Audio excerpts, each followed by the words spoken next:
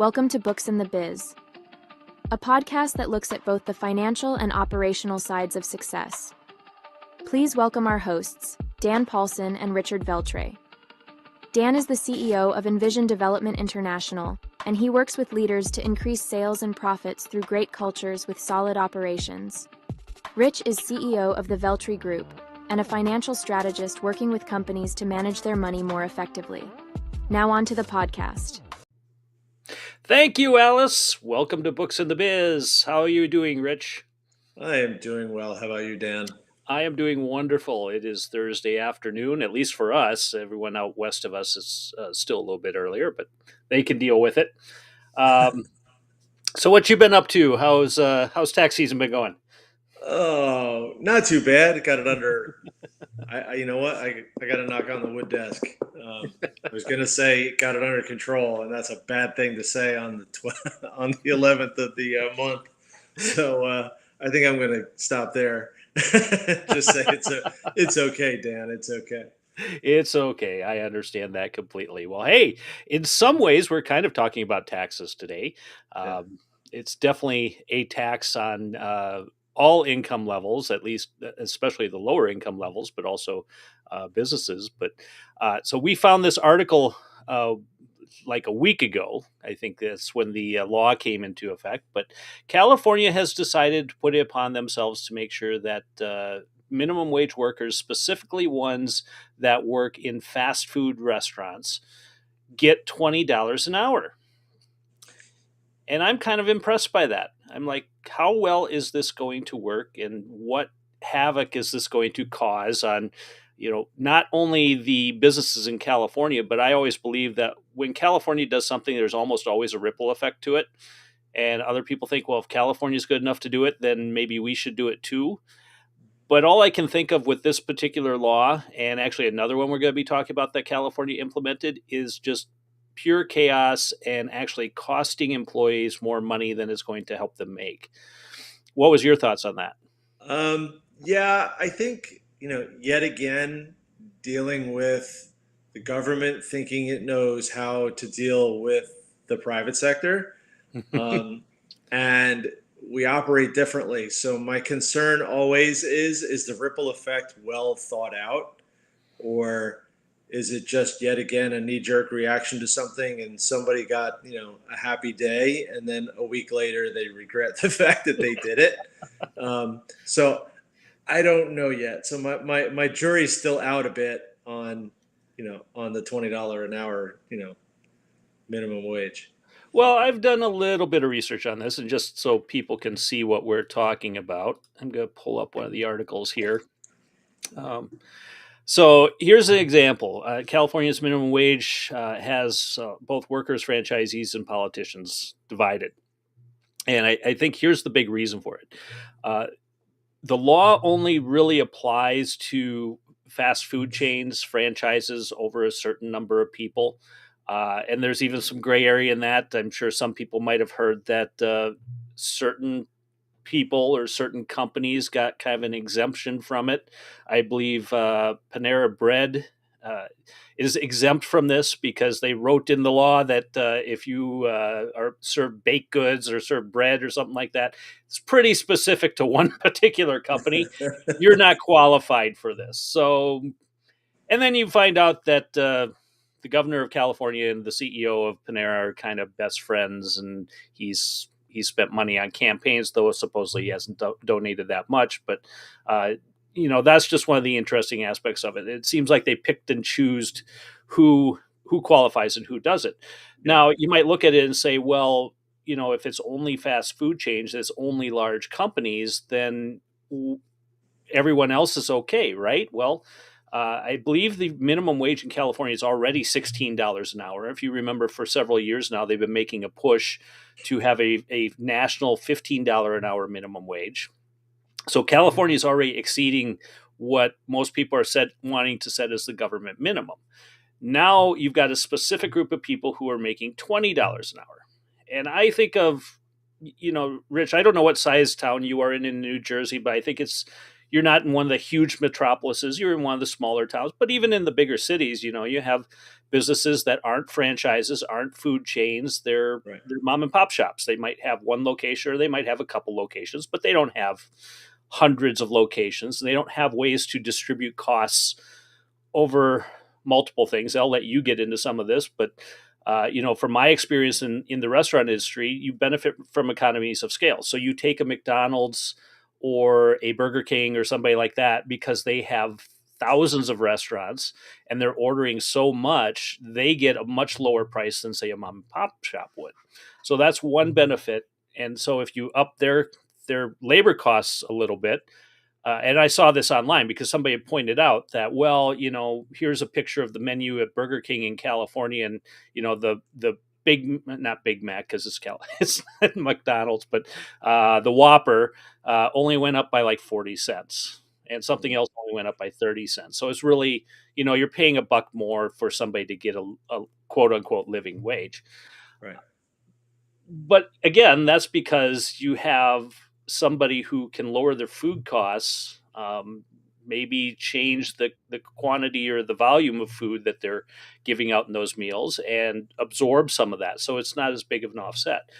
Yeah. Now you take that to a smaller restaurant and they've got to hire people too. And they're already paying $16 an hour, but then the McDonald's across the street now is paying a minimum of $20 an hour. In some cases, they might even be paying more than that because, as if everyone was, the middle workers or the good workers were making $20 an hour, and now the new workers come in at 20.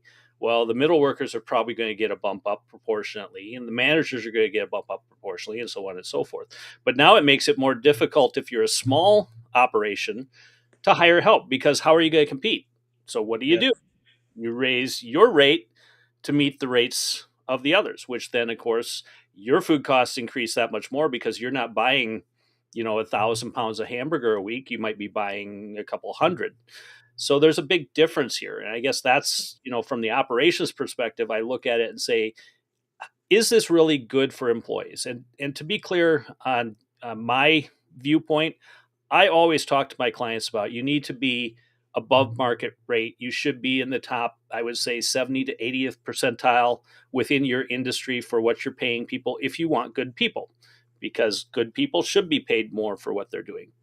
That doesn't mean you pay everyone the same, nor does it mean somebody who has zero experience, is just starting out, should make the kind of money that somebody who has maybe 10 years of experience at doing a particular job should be. I also think that there are certain jobs that are more of an entry level position to help you develop communication skills, develop organizational skills, learn what it means to work and what it means to earn money. But it's not that's not where you stop. That's an entry level point. And what I think of is, high school students, some cases college students, some cases people who maybe, are getting back on their feet for something and trying to build a career. That shouldn't be looked at as that's the only job that they can get. However, we can go into another story about why that ends up happening, but that's kind of some of the issues that I'm seeing early on that are really going to be impacted by this law. Yeah. And I think it's not going to be good for the employees because you've now raised the bar for everyone.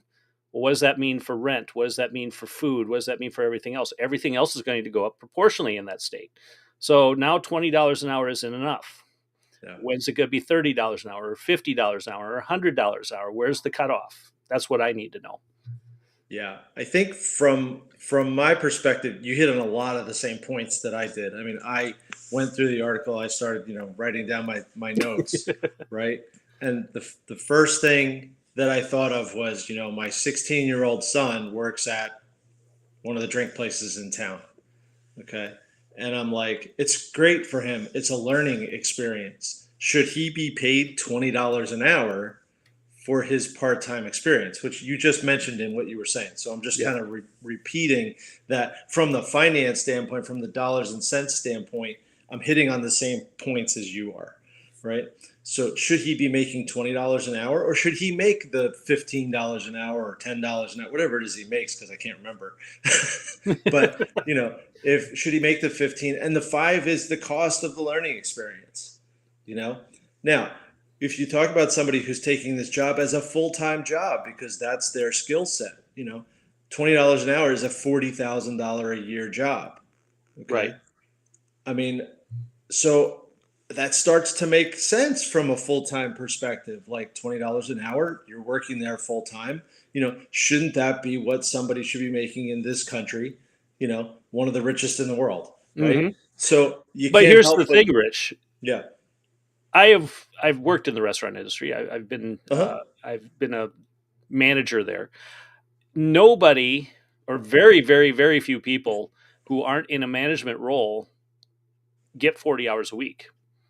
I would say in most Hmm. cases, because of flexibility of schedules and everything else, Yeah. 20 to 30 is probably on the high side. So now do your math on your $20 an hour and put that times, say, a 25-hour a week position. You're Yeah. still well below where you Yeah. need to be, because I just haven't seen it, whether it's, Burger King, McDonald's, a small restaurant chain. Um, you look at the flexibility of the individuals, and this is why you have, 30 to 40 employees, even in a small restaurant, because somebody can't work Saturday, or somebody can't work mornings, or somebody can't work Yeah. evenings. And then you have to have enough flexibility so as your workflow increases and decreases, because you have peaks and valleys within the restaurant industry. Some days are going to be more productive, and you're going to have more your need for more people based off of the volume per hour you're doing, and other days you're going to need less. So now you see this expansion and contraction of number of employees that you have on during certain times of the day. So even somebody who is a high value employee, if they're just an employee, in most cases, they might work a lunch rush, or they might work an evening rush, or even if they do that 3 or 4 times a week, again, they're still about 25 to 30 hours a week. So Yeah. that's where I struggle with all this, is while it might, let's even say it's in the best of intentions, I just really struggle to see how this benefits. And actually, I was talking with an executive yesterday, and we got on the subject here because we were talking about our kids. And my son works for a local food chain here in Wisconsin, and he was relating to a story where he has a worker. And it's a manufacturing company, and the guy, I believe, did welding or whatnot. And he comes up to this man, his boss, and says, "Hey, my kid's 18 years old, and he's making 19.25 at this restaurant, and I'm making $25. I have 20 years of skill as a welder, and this kid's, not even just out of school, and he's already making just, $4 or $5 short of where I'm at. How is that fair, and why should I work here? Yeah. Maybe I should go work for the restaurant." So that's the other thing that you start running into is, there's different industries, there's different needs, there's different level of skills and qualifications. Urban areas pay differently than rural areas for various reasons due to cost of living and expenses and whatnot. I just really don't see where this is going to help the end result that they're trying to create. Yeah, well, on top of that, add the next kind of piece to it. Well, before I leave that, you use the word benefits, and that's the other part that Mm, we haven't yep. even touched on, right? So you're right. If somebody's only getting 25, $30, they're in 25, 30 hours a week, they're not going to qualify for benefits, which means Good they point. have to buy them themselves, which puts them out into potentially a marketplace or an exchange, or, in order to get an affordable health care, and who's, quote unquote affordable, right? Hmm. Um, so that's a whole nother piece to this spider web.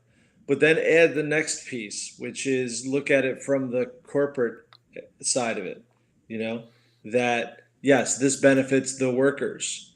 Okay. But the business owner, the articles alluded to a couple things, and I wrote them down in these little notes that I wrote. Hmm. You know, the biggest chain is going to smile, complain, jump up and down, whatever. But the first thing they're going to do is they're going to lay people off, Yep. because the increased wage is going to not fit their bottom line. So they're going to have to make it fit, and they'll sacrifice a bit of, shall we say, customer experience Hmm.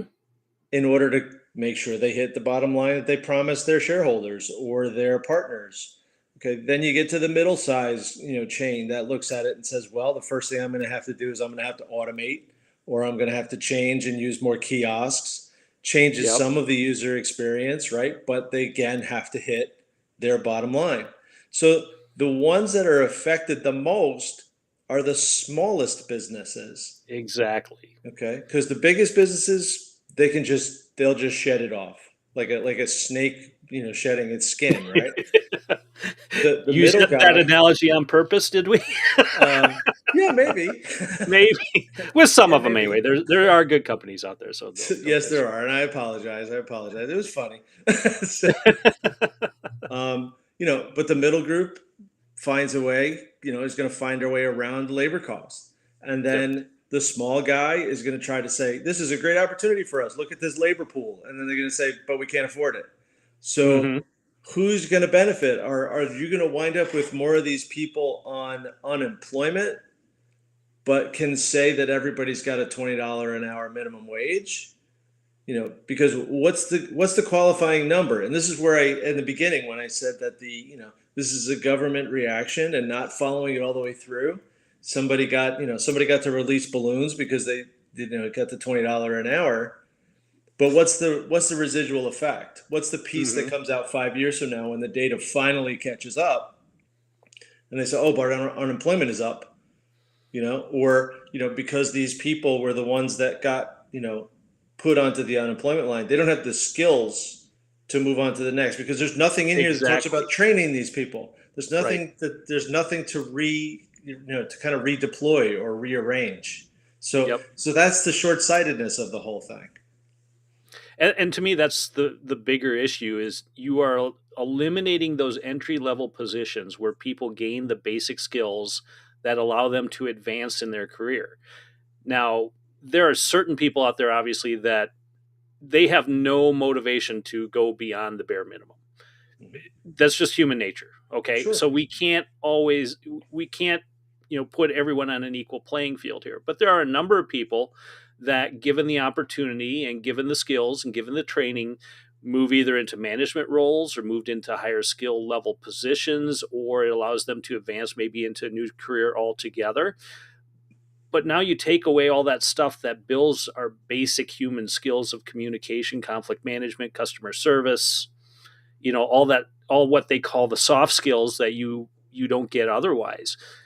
And there's no opportunity, as you point out. If they go on unemployment, well, what does that do? Well, they're going to get paid probably an eighth of what they would get paid working. Yeah. um, and where are they going from there? Then it goes to different entitlement benefits and whatnot, and we really haven't moved the needle any further ahead. But you know what's going to happen in 5 years, Rich? They're going to say, well, see, that $20 an hour wasn't enough, so now we need to up it to 40. Of course they are, because And now there's the 40 becomes the minimum wage, and that's the law of the state or the land or whatever they do. yeah. And it just keeps going up, because I would say even at $20 an hour, depending upon where you live, that's not even going to get you by. So, here we are, government's trying to fix a problem that they created, and I Yeah. just don't see how this is going to get them out of it. I see the same thing. I see it just being problematic, Yeah. and it's just going to need constantly to be retweaked. And I think you're right. I think eventually they think that the tweak is, well, we just didn't do enough. We have to do more. Yes. Um, okay. you know, And away we go again. and And away we people will go yell and again. scream, and they'll still do Yeah. whatever they want. So in Yeah, 5 years, we'll have another podcast that'll just be that'll be. We'll just replay this one again, and we'll just there. You go. edit in the We'll, 20 we'll to go in 40 and or whatever scratch they want out the to. 20. Yeah. But to our kind of what we're talking about here, for those who are watching, they'll see it, but for those who are listening, they won't. uh, I pulled up this Fortune article, and once we got past the paywall so we could read it again, uh, we pulled it up here. And basically it says California's new $20 an hour fast food minimum wage is so good that schools are worried they can't compete for cafeteria workers. So here again is another one of those negative ripple effects. Is, you might say, well, the small mom and pop guy, they got to suck it up, pull up their big boy pants, and just pay the higher wage, and charge the higher amounts. But I mean, I saw an article, 3 weeks ago, where somebody went to Five Guys and they spent like $30 on a burger, fries, and a shake. Yeah. If that's what we're turning into, where one meal costs $30 to $40 at what we would call a fast food restaurant or a fast casual restaurant, how can people afford that? Because who tends to go to maybe more fast food places to get their nutrition, whether you like it or not? It tends to be middle or lower income people who spend more time going there because, in the past it was at least an affordable meal that would fill you up. Now I would argue it doesn't do even that. But here in this situation in California, now you're looking at the schools saying, well, we're not going to get enough help to feed the kids. I don't know about you, but that's where I start thinking, okay, now we already talk about kids maybe not getting enough nutrition or not being able to get food because of their income levels and how important school is, because sometimes that's their only good meal of the day. And now they're going to struggle to even get employees in to manage that. That's not going to be a good situation. No, no. And, again, this whole shuffle thing, because now you get to that point, like you said, people are going to chase the $20 an hour Mm-hmm. because they're gonna jump off of whatever they were doing, and you don't know where that ripple effect's going to come from. Yep. And here's point one. The state covered cafeteria workers are the first ones to say, hey, state, thanks a lot for the $20. Go find other people. And now the state's going to have to pay the dollars anyway to replace those people. I don't know where Exactly. I don't know where they're going to get them from. Yeah, I mean, there's already people Conversation. not able to fill those positions as it is. So now you've just made it Yeah. that much tougher. But hey, Rich, here's what we can do, and maybe this is what we should coach our people on. Why don't we start working more in the gig economy? So this is where you're an Uber driver. Maybe you work or start in a band, or you use some talent or skill you have to make more income, and you're in California. Well, guess what? I'm going to pull this up here too. I think this is here we go. Watch out. California's damaging gig worker law is going nationwide. So the whole point of creating this law was because they were recognizing that, people who drive in an Uber, people who participate in, different gig projects where maybe they're selling their services on an app, and that's giving them an opportunity to market their wares to somebody. They said, well, that person's not making a fair wage doing that. So we're going to put in place a law where that person basically has to become an employee. And that's where you've seen Uber and Lyft and a lot of these companies now start pulling out of California and a lot of the West Coast states. But here's the other problem that happens. It doesn't only affect them, it affects the yoga workers, it affects the guys that play in your bar band on the weekends.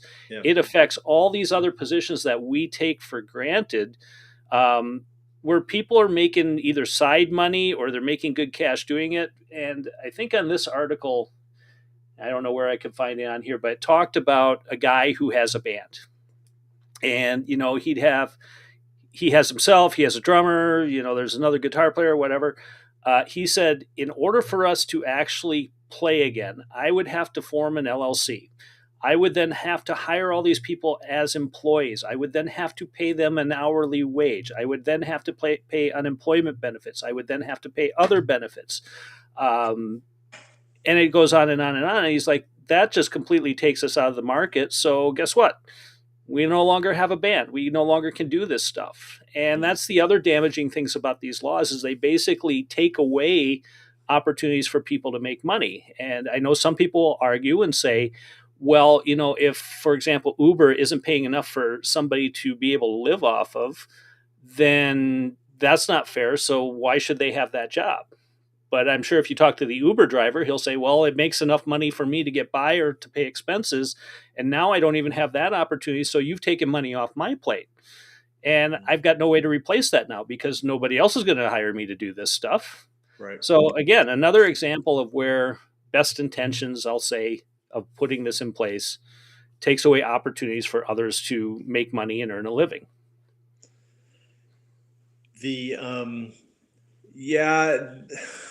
It's such a shame too, because I'm a huge, I am a huge proponent of the gig economy. Mm-hmm. So I, really do believe that everyone should I believe that everybody should have that opportunity to be out on their own. Hmm. So forcing people to get back um,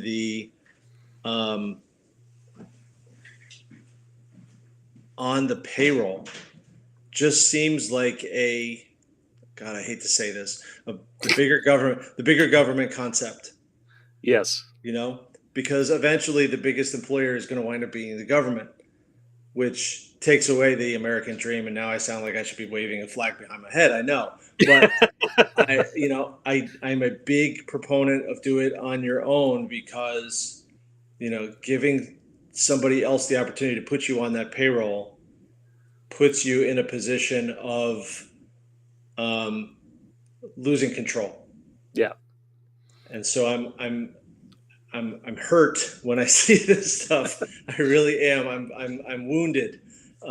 So I really want to get behind going against that level of push for people to have to be, controlled by someone else. And the thing that immediately goes through my head is the more people on payroll, the more state unemployment payments, the more state benefits, more Bingo. federal benefits. And it has nothing to do with whether or not it's good for the employee. It has everything to do with taking care of the system.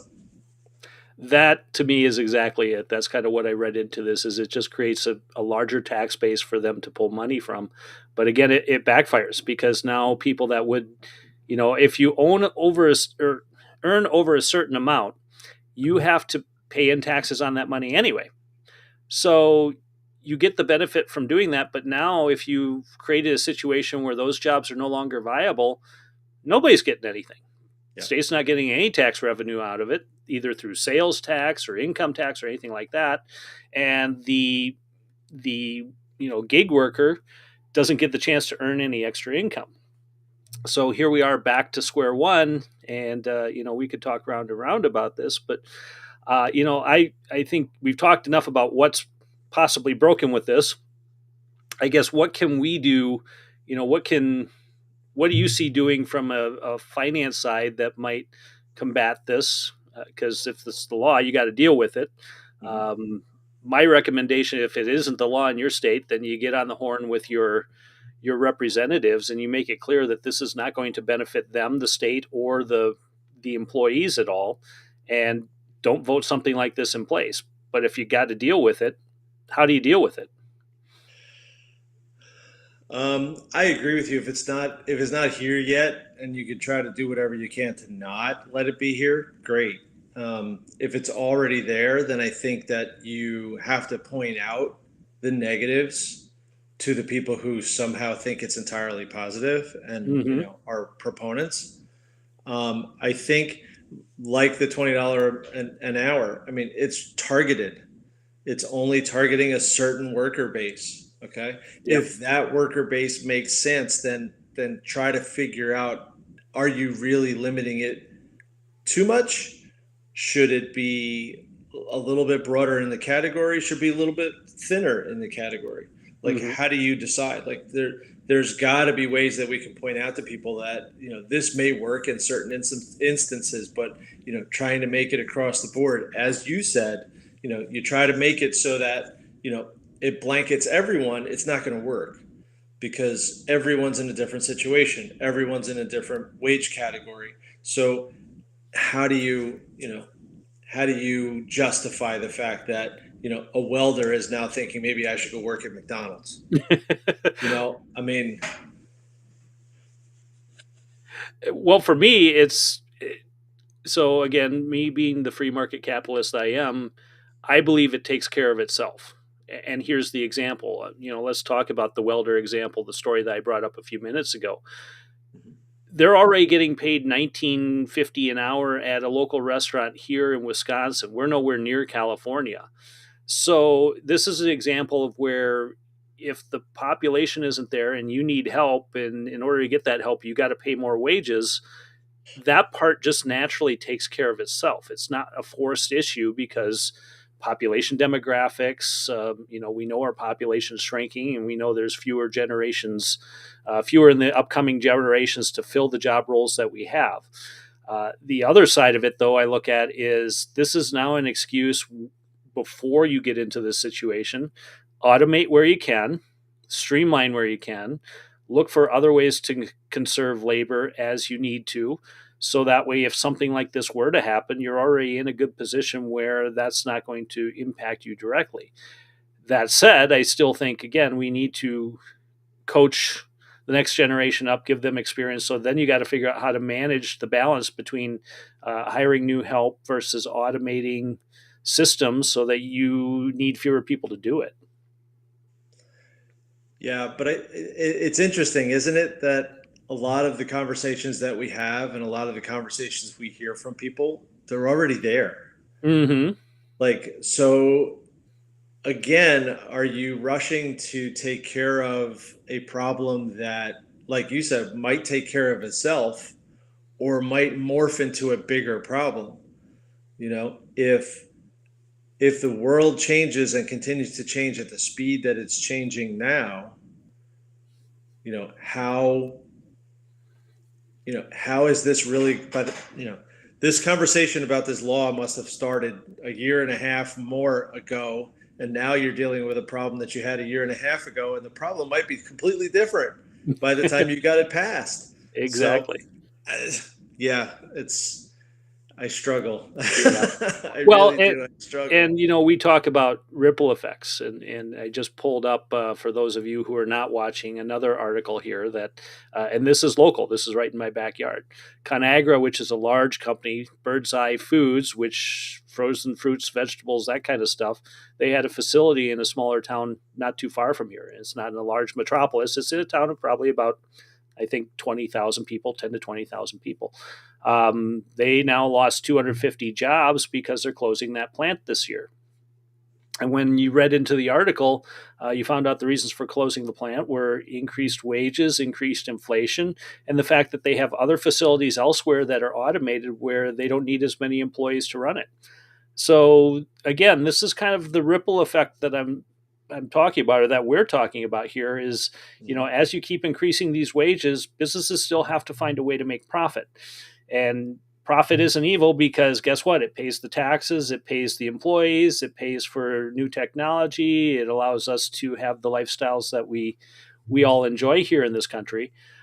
But if you keep doing this, eventually you're going to put it in a position where they're going to automate as much as possible, which then eliminates, again, those positions that allow people to start their careers and also advance.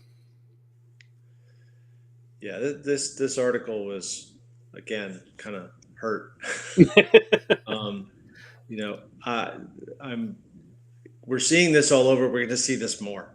Yes. We're really going to see this more, and it's going to accelerate. And I Yep. think that the labor cost part of the whole conversation is going to be 100% different in a matter of, I can't say years, because I don't know it's going to take that long.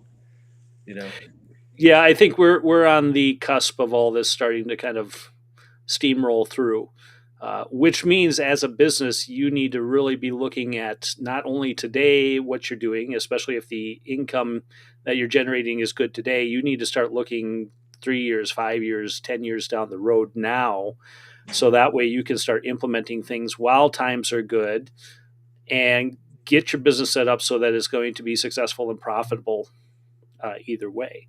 And that's where you can talk to either one of us. So, Rich, how do they get a hold of you if they want to find out how to streamline their finances better because they're concerned about paying people more money or having to automate their systems and wondering where they're going to come up with the cash for that?